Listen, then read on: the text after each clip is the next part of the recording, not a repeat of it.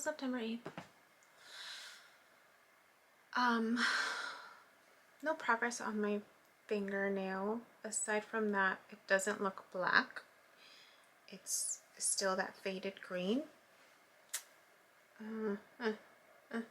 Blue-green. But it's still swollen. I was looking at other videos of people who had smashed their fingers and how like they can't even move it until like a week later. I was like, oh,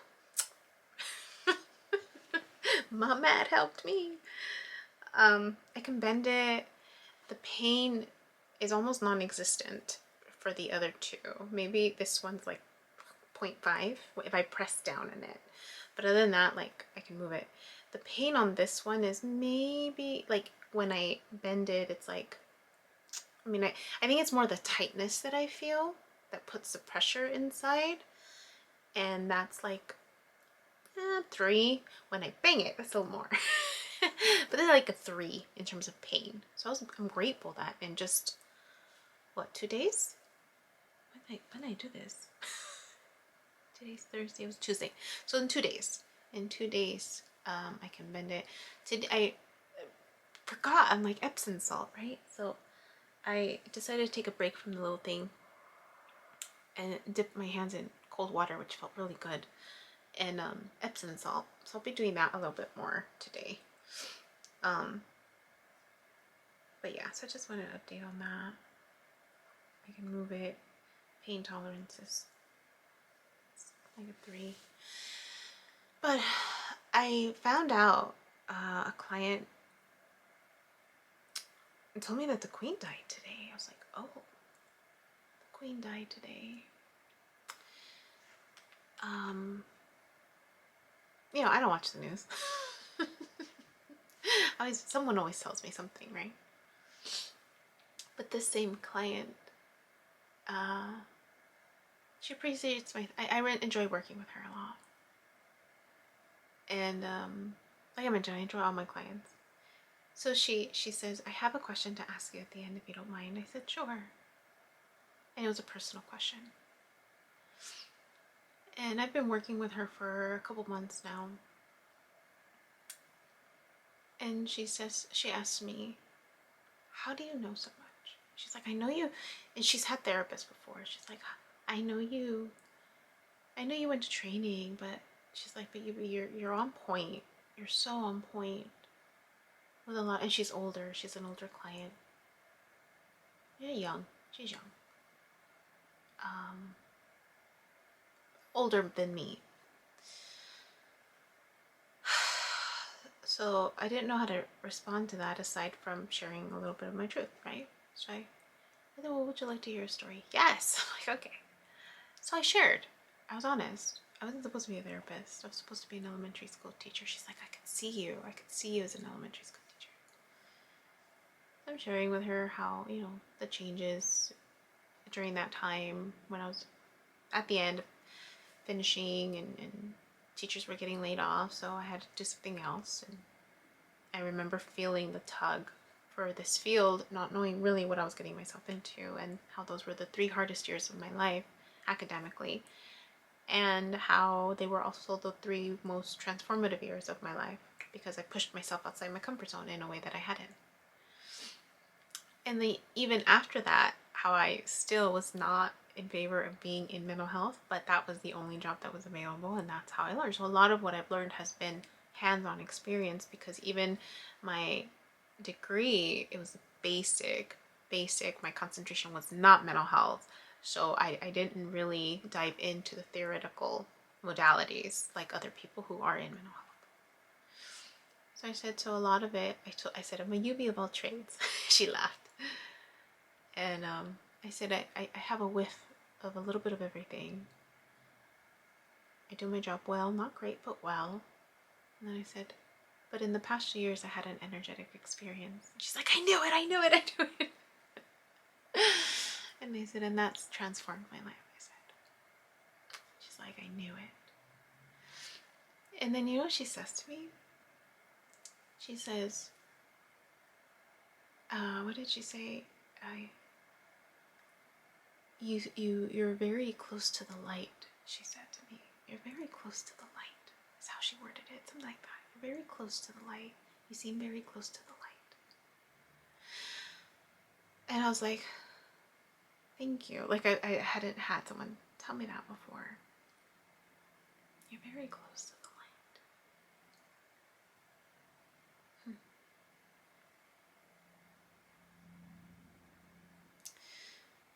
light. She doesn't know about the channel. She doesn't know about this. The details. I just kept it very, like, the truth, but enough. I'm learning how to do that better. How to be more discerning, right? Of what I say, how I say it, when I say it. Trying to find my way somewhere in the middle. Not being silent, not speaking too much, but just discerning.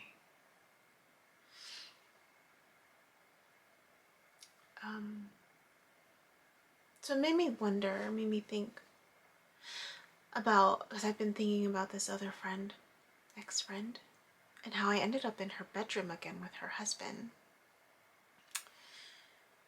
And how that happened. I didn't go to bed thinking about them. And then thinking about how I ended up in that bedroom. Like that I think that was where, how did I end up in that bedroom? And then remembering that scene, right, where Jose came to me, and the heaviness that I felt because I was laying on my back, he was on top of me and just like holding on, but I felt the heaviness, right, and this awareness, right, of how low vibe energy is also heavy energy, and how which makes sense, right? Worry and depression, right? Anxiety, it weighs you down. When you've experienced it, you know how it feels, and it weighs you down. You know, it almost feels immobilizing, and you feel stuck. You know, fear of going to the future, so you're stuck in where you are. But then, or the weight and the heaviness, the sadness of the past that keeps you back. Like it's like I'm visually imagining, right? Like someone just trying one step at a time, right? Lugging whatever luggage they're carrying with them. And so then I started thinking about the clearing, right? The clearing of the energy and this karmic healing that I'm clearly doing, right? In public.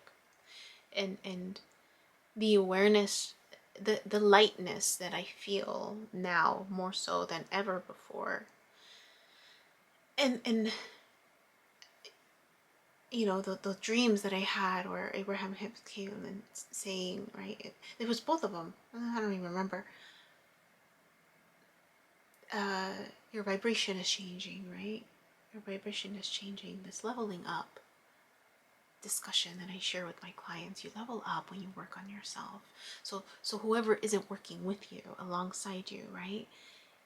That's where the heaviness comes, because that's why it always felt like with my ex, like I was like, you know, he was my tugboat, and I was like, come on, right? Tugging him along. It always felt like that, because I was like, go, working on me, and it just, right? So relationships fall away, right? Or there's a need for the separation so that one could keep moving forward, expanding, right? Evolving. And then just connecting, right? The whole vibrating experience when I meditate, that I could feel my vibration now, right? More than ever. And how I tap into that for guidance. It feels good, right? But you can only do that when you're light, when you've cleared off the energy, right? The heaviness. And I'm realizing, right? I'm putting all the pieces together. So going back to my ex-friend and wondering, like, wondering if she called me there.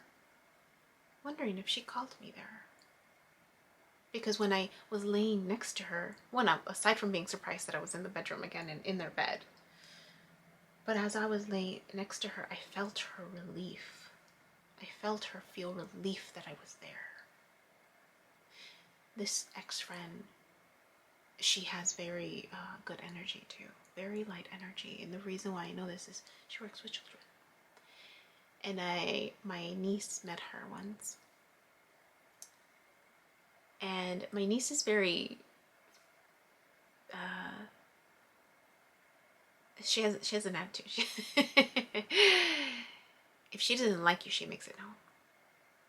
She was holding on to my sister-in-law, but she was holding on to my sister-in-law like doing this, like almost like checking out my friend, but holding on to my sister-in-law, just doing this to her. And then all of a sudden she goes like this, and she turns and she like wants to hug my friend. And I remember both my sister-in-law and I were like shocked, because she's not one to do that with people. She's not one to do that with people. But to see her just turn and just do this, like I knew, I'm like, oh, she feels her energy. And you know, she works with kids, so she exudes good energy if you ever meet her. And so I wondered if her vibration is such that she was able to call on me. I wonder, I don't know, right? Entertaining ideas that she might have had a dream with me. I don't know, right? This is just what I'm picking up on. I wonder if she dreamt of me. I wonder if she dreamt of me too. And she felt that relief. Because I was just trying to figure out how I got there. How did I get there?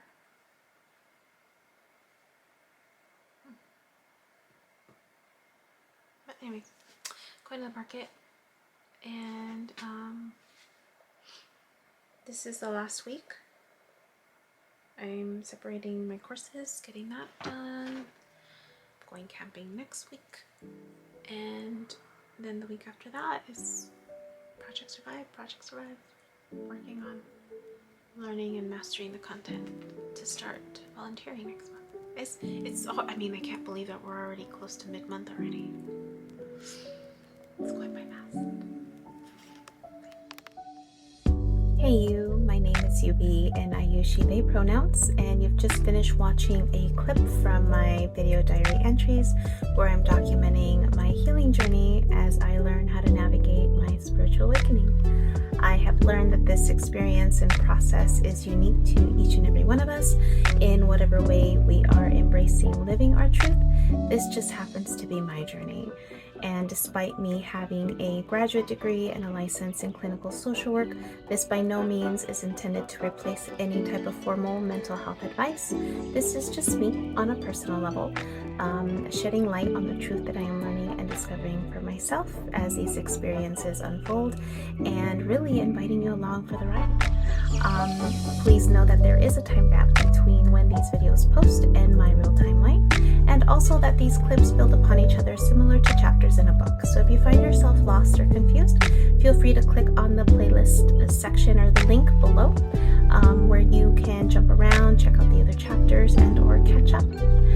Also, please know that you're more than welcome to check out my website, www.youbecominghealed.com, where I've gathered all of this information, my background, experience, and education to create online self-paced courses to help you on your healing journey wherever you are. You're also more than welcome to check out my other YouTube channel at You Becoming Healed, where I've entertained a podcast, including clips from these courses so that I can make this content accessible to more and more people.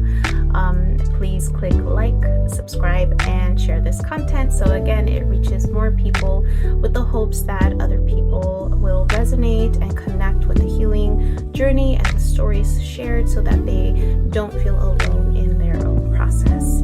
I thank you in advance. I'm grateful to you, and I wish you well.